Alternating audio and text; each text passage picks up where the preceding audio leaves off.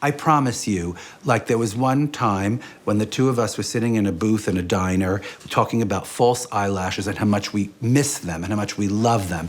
And the next thing I know, Kevin had false eyelashes with him at the collection thinking, do we dare give the girls false eyelashes this season, you know? Do we dare? And I remember like, we dared.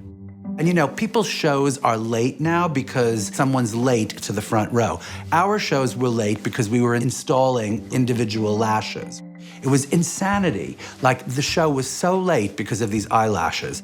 And I remember sitting with Polly Mellon after the show, and it was this moment, you couldn't have scripted it any better. She was like, those eyelashes.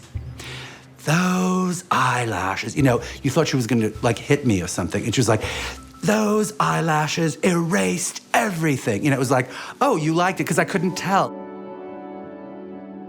We used to go makeup shopping. I don't even know why. We both had more makeup than anybody in the world, but we loved to go makeup shopping. And I remember we went in, I think, Makeup Forever. And it was like, I don't even know, like Brad Pitt walked in. You know, these girls were just everywhere and asking him everything and telling him how much they loved him and how he inspired them and blah, blah, blah, blah, blah. And we walked around all that day down the Village and people were coming up to both of us. It's a strain that you either can manage or you can't manage. I know people go, people like over movie stars, they go crazy. Kevin actually used to draw a lot of when he was younger, which makes a lot of sense because the way that he applied makeup was basically the way that you draw and paint. You know, I start off with just a simple drawing and then you have to build a face the way he did. The great things about Kevin's makeup in general, it shows you how to have fun with color and not look like a clown. Still look, you know, glamorous and avant-garde.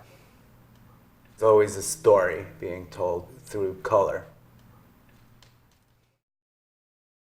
I had known the public relations woman at RCA, and she says, Al, what are you doing on the 17th, which is Saturday night, 56, March 17th. And I said, for you, Ann, nothing. I'll be glad to do whatever you want. She said, I'd like you to photograph the Tommy Jimmy Dorsey show. I said, oh, terrific.